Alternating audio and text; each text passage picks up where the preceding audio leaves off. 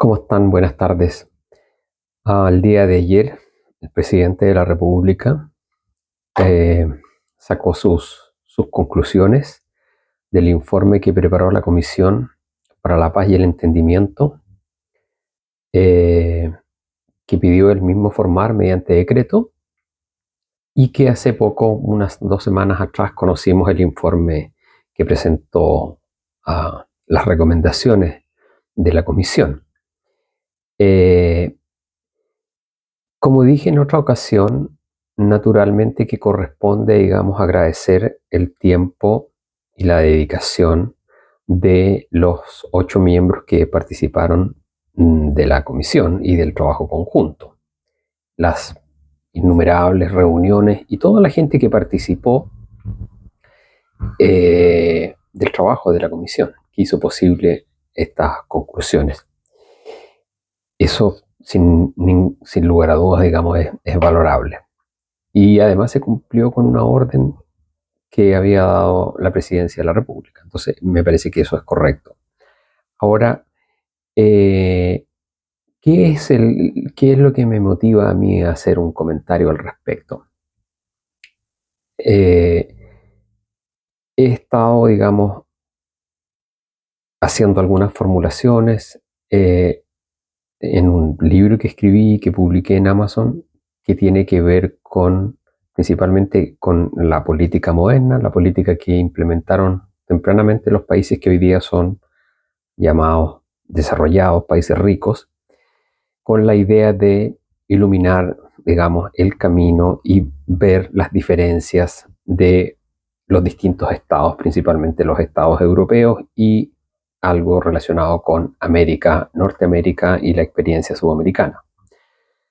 Pero de todas maneras, queda siempre todo esto en el plano del derecho, de la política, y me pareció que el país, Chile y las regiones de Chile, pese a haber tenido una época que se conoció como el milagro chileno, algunos le llaman la modernización capitalista de Chile, hace mucho tiempo ya que digamos, tienen digamos, la economía que crece a tasas del 2%, del 1%, del 3%, y hemos tenido una inmigración masiva, hemos tenido una expansión del gasto social, cada vez la población chilena tiene menos hijos, pero la población con menos escolaridad sigue teniendo una cantidad importante de niños y toda la cerca de 1 millón de extranjeros que han llegado por inmigración son los que están, digamos, digamos, salvando las tasas de natalidad. Y a eso súmese el hecho de que la población mayor se incrementa año tras año. Entonces, todo parece indicar que las cuentas no van a dar, digamos. O sea, esta extensión del gasto del famoso Estado social, el Estado benefactor que nos gusta o que gusta tanto a algunos, a la larga y probablemente no tan lejanamente se está volviendo insostenible. Entonces, eso hace que digamos, hacer una bajada de estas políticas que son nacionales al terreno de las regiones, digamos, porque Santiago se está anunciando una nueva línea de metro que va a costar 2.000 millones de dólares, no tengo idea, 1.500, 2.000 millones de dólares, y las regiones, ninguna otra región aparte de Santiago tiene metro. Eh, Hay una pobreza importante en el norte, pese a ser la principal región exportadora, y por el sur tenemos lo mismo en la región, pasa lo mismo con la región del Biobío, digamos que su Producto Interno Bruto ha ido perdiendo porcentaje respecto de la realidad nacional. Y entonces, en ese contexto, tenemos el problema de la violencia en la macrozona sur, ¿de acuerdo? Entonces, eh, mi comentario tiene que ver justamente con eso, con que el problema de la violencia en la macrozona sur, el problema del terrorismo en caso de acciones terrorismo o terrorismo declarado, digamos, que existe en la zona, cualquiera de las dos opciones que se tenga, en definitiva, es un problema que es que no es el único, y esa es la cuestión de fondo. Entonces, aquí lo que se ha hecho, la comisión, es analizar el tema, pero eh, dejando fuera una serie de otros temas importantes, relevantes, que merecen ser considerados y que aquí no se toman en cuenta, digamos.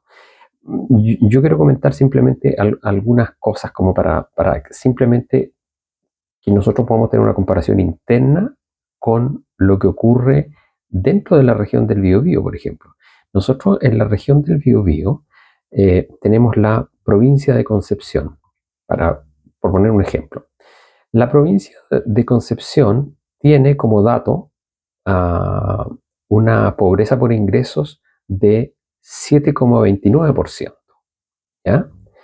En la provincia de Concepción. En la provincia del Biobío, ese índice de pobreza se eleva hasta el 12,55 y en el caso de la provincia de Arauco hasta el 13,84.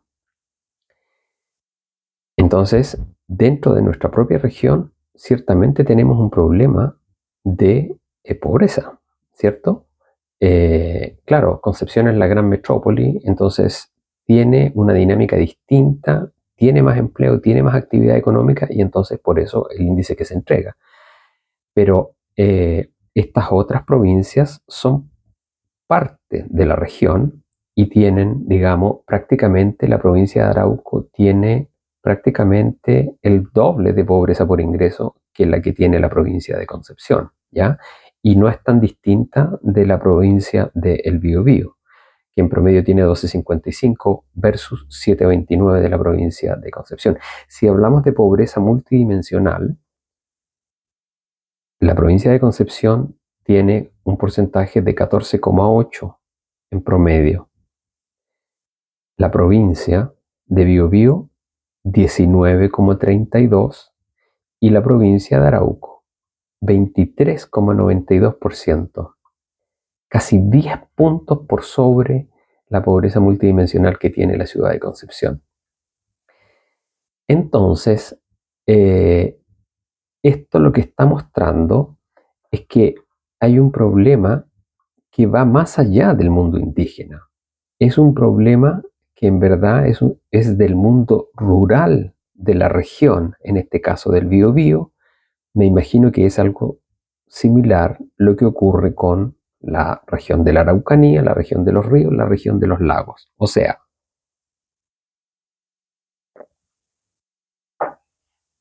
que por muy importante que sea el problema de la ley indígena, que se generó, digámoslo, por la ley que salió en a fines del gobierno de Patricio Aylwin. Esta es una ley de Aylwin, del retorno a la democracia, con ese espíritu, con el retorno de ese espíritu social que llaman algunos, ¿no? Y vemos qué ha pasado, digamos. Esto fue a fines, se promulgó prácticamente en el año 94, 93, 94, estaba terminando su periodo Patricio Aylwin, y en 97 empezaron, todo el mundo lo ha repetido ya, empezaron los atentados incendiarios, y de ahí no han parado, y se han incrementado, y el Estado ha ido gastando crecientemente dinero en entrega de terrenos, pero cada vez se inscribe más gente. Por los problemas que de alguna manera analiza el informe y que ya la mayoría conoce, pero el tema es que en vez de solucionarse el problema, ha empeorado, ha habido más violencia y estamos ya desde que este gobierno llegó al poder, eh,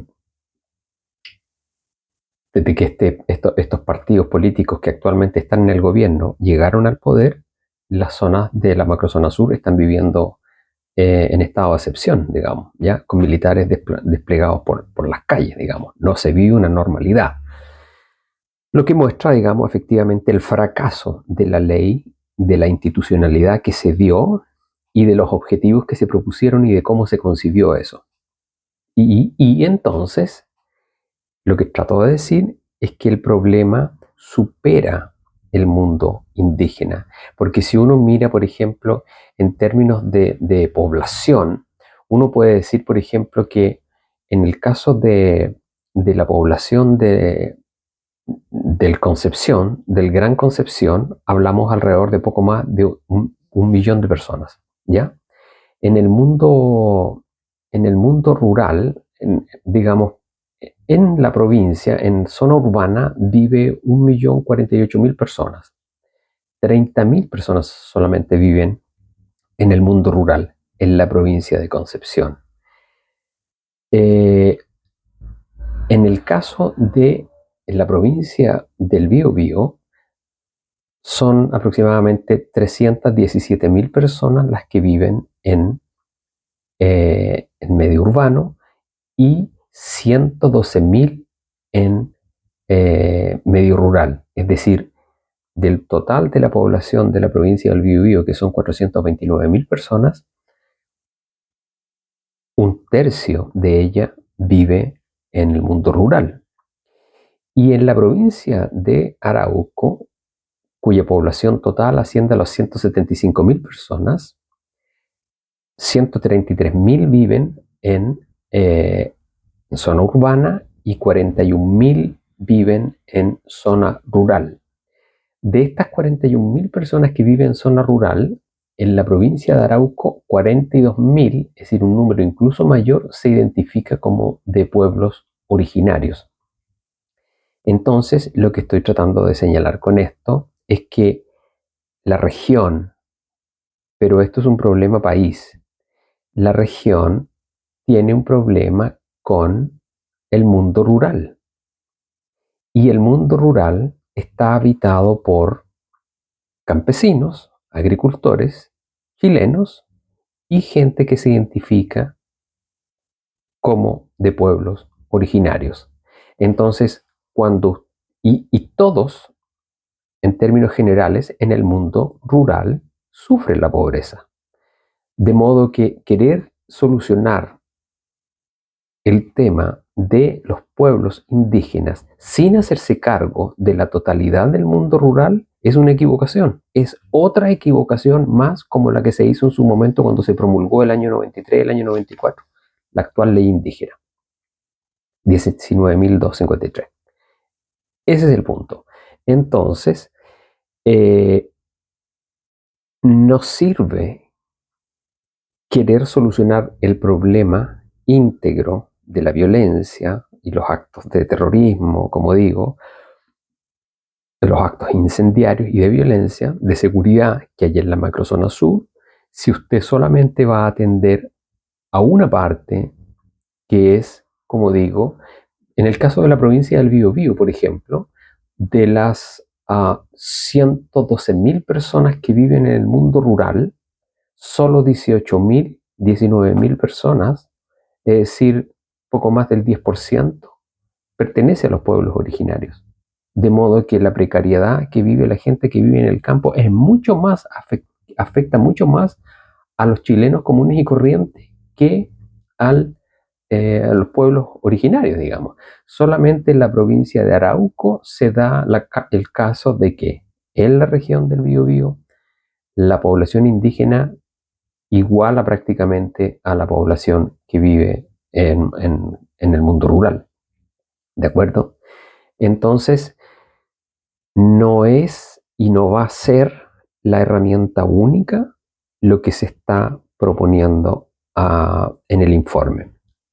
Además, hay otras cosas que tampoco han sido tomadas en cuenta y que tienen que ver con que mucho de lo que aquí se está proponiendo básicamente estaba contenido en el primer proyecto constitucional, en la convención que presentó su propuesta y que fue rechazada por la ciudadanía. Y yo quiero decir que si uno toma, digamos, los casos, y que es algo que se ha estado refrendando de alguna manera indirecta en esta propuesta, en las recomendaciones que se han hecho.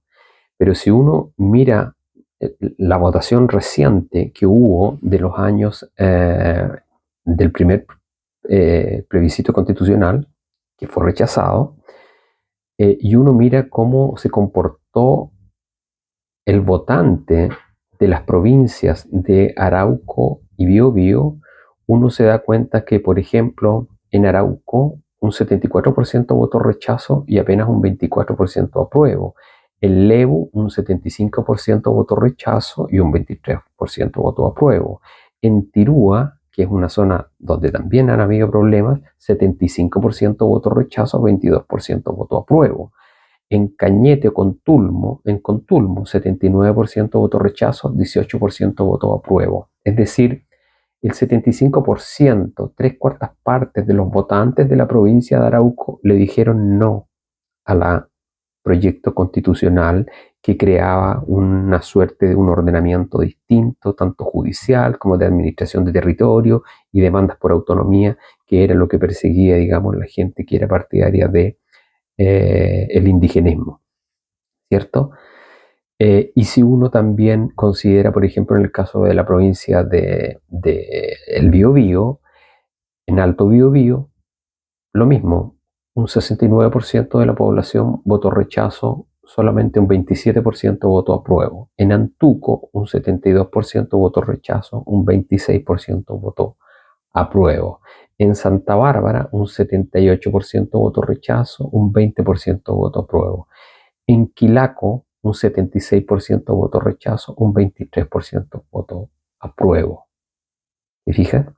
Entonces, esto muestra que la mayor parte de la población que habita en el mundo rural, que incluye campesinos chilenos, agricultores y pueblos indígenas, rechazó la propuesta que quería, digamos, implementar un ordenamiento especial y una suerte de separación entre chilenos y entre pueblos indígenas.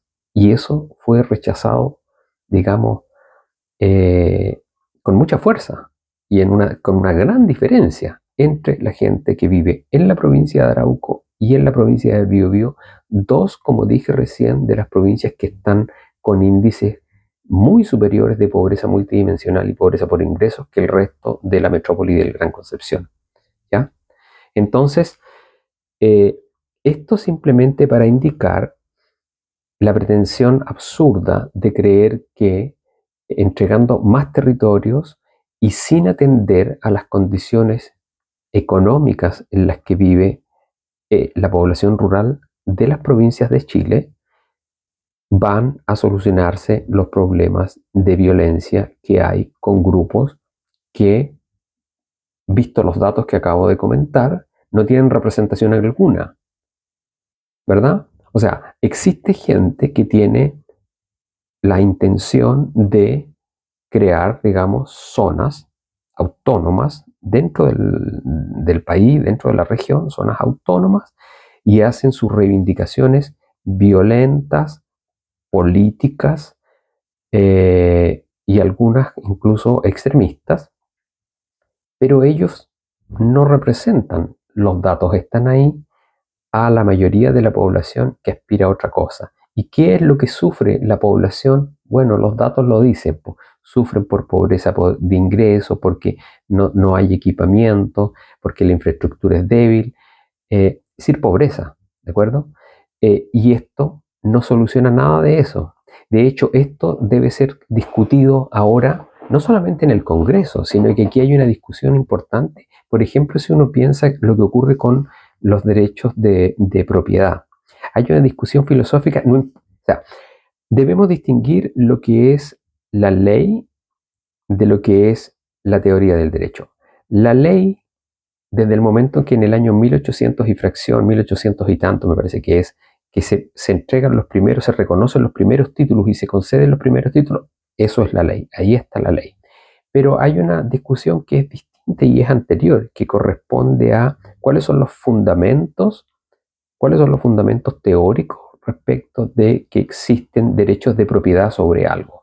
Y en ese caso, por ejemplo, en Chile es muy fuerte la idea, en Chile hay un estudio bastante serio, eh, sobre la figura de Immanuel Kant, por ejemplo.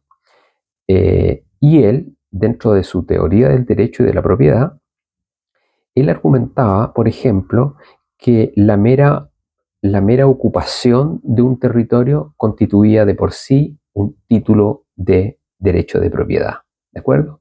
Entonces, esto contrasta con la teoría del derecho de propiedad que, por ejemplo, había desarrollado el mundo anglosajón, especialmente derivado del pensamiento de Locke, de John Locke, ¿cierto? Que dice que es el trabajo que se realiza sobre algo que es natural y que pertenece a todo, lo que concede derechos de propiedad, ¿verdad? Entonces aquí tenemos una zona vasta donde efectivamente poblaban, habitaban los pueblos originarios antes de la fundación del Estado de Chile, y ellos habitaban ahí, ocupaban el lugar, había ocupación, pero ¿podemos decir que esa ocupación constituye derechos de propiedad? Entonces, esa discusión nunca la he visto, nunca la he oído en Chile. Entonces, se están reconociendo derechos y se están comprometiendo gastos de reparación cuando esta discusión, que constituye el fundamento teórico de la ley, no se ve por ninguna parte. ¿De acuerdo? Entonces, porque si hay un pequeño poblado que recorre una enorme extensión de territorio entre las épocas, entre las distintas estaciones del año, es toda una región, si hay una pequeña agrupación de personas que recorre deambulando durante el año, toda una región entera o incluso más de una región, toda esa región por el hecho de ocuparla, recorrerla y recolectar de esa región, es propiedad de esa comunidad. Esa es una discusión filosófica profunda que tiene sus distintas posiciones. Y aquí simplemente estamos partiendo del hecho de que el Estado le debe, digamos, y por lo tanto, en ese sentido, todos los chilenos que habitamos en Chile y que pagamos contribuciones y que solventamos y sostenemos el Estado de Derecho con nuestros ingresos, con nuestros impuestos, tenemos que incurrir en la reparación de algo que no se ha discutido, digamos, en profundidad y que está en el fundamento de la ley. ¿Se fijan? Entonces, es lo que se ha señalado ahí es un insumo, un instrumento importante seguramente. El informe no es muy completo, el informe mismo no es muy completo, no hay adjuntos, no hay otra información respecto de lo que el informe, los documentos, digamos, que utilizó la comisión, más bien estaban todos más o menos de acuerdo, ¿ya? Y por eso que venía la idea de aprobar esto por consenso, pero está todo esto imbuido, como digo, de este espíritu social que pone todo el foco siempre en repartir derechos, en entregar garantías de esto y de aquello, pero que ha ido cada vez encareciendo, digamos, el gasto del aparato público, del Estado, nos compromete a todos en una deuda sin antes haber tenido una discusión y una participación, digamos, en la discusión. El mundo académico, digamos, está viviendo en su propia burbuja, tienen un estándar, digamos, de seguridad en el trabajo, reciben financiamiento del gobierno, de grupos de intereses. Entonces, verdad, ahí raramente vamos a encontrar, digamos. Lo que vamos a encontrar son básicamente lo mismo que son los think tanks, por otro lado, que se critican, digamos. Gente que tiene, digamos, ciertos compromisos con una visión de la sociedad mucho más social y otros socialistas. Y por otro lado, digamos, hay agrupaciones que son defensoras de grupos de interés muy específicos que corresponden al sector privado. Pero básicamente lo que trato de decir es que en las universidades hoy día es difícil encontrar un conocimiento, digamos, como el que uno en estas materias ya de política un poco más pulcro, más limpio, que es el que uno encuentra, digamos, en las áreas de la ciencia empírica, digamos, ya, o de las ciencias exactas. Aquí no ocurre así y la mayoría de los profesores que deambulan por la televisión y que son citados es gente que tiene posturas muy claras, políticas, concepciones ideológicas respecto de cómo se deben resolver esos temas. Y por eso ya están poniendo el pie en el acelerador para que rápidamente nos pongamos a discutir una nueva ley, por ejemplo, indígena, respecto de a quién le vamos a pagar, cuánto se va a pagar y qué sé yo. Cuando acabo de decir recién que el problema que tiene Chile es un problema, y las regiones del sur y la macrozona sur, es un problema que tiene de pobreza que afecta al mundo, no solamente al mundo rural. Las ciudades tienen otro problema. Las ciudades han envejecido, se han deteriorado, eh, digamos, se ha fomentado la urbanización de nuevas zonas urbanas con terrenos que son más baratos, y se ha dejado en la decadencia y en el deterioro lo que era el corazón de las ciudades. Por ejemplo, lo que ocurre en Concepción, me imagino que no es tan distinto en las otras ciudades que hay hacia el sur, Temuco, digamos, Valdivia, etcétera, ¿ya? Entonces, pero ese es un problema que también involucra a la autoridad regional, pero que es de un orden distinto. Lo que estoy tratando de decir acá es que hay un problema efectivamente que se reconoce, pero que es un problema que va más allá del mundo indígena. Es un problema es un problema de pobreza que afecta a toda la ruralidad de Chile, del sur de Chile, y que por lo tanto exige que se haga una discusión seria que vaya más allá de simplemente querer solucionar el problema de 50.000 personas, que por ejemplo se estima que más o menos 50 a 60.000 personas es el total de gente que se identifica como pueblos indígenas que habita, por ejemplo, la región del Biobío, ¿ya? Una región que tiene alrededor de un millón 300, 1.500.000 de habitantes, ¿de acuerdo? Respecto de una población que es 50, y respecto de esa población que son los 50 o 60.000, eh, eh, digamos, votantes, ciudadanos que se reconocen como de pueblos indígenas, habrá que ver cuántos son en verdad los que quieren y pelean y cometen actos violentos para obtener esta autonomía, digamos, qué es lo que persiguen. Porque claro está que los votantes, digamos, que los votantes de estas comunas y de estas zonas, de estas áreas, no estaban de acuerdo con ellos, porque todos ellos rechazaron en el proyecto constitucional este nuevo ordenamiento que se proponía para ellos.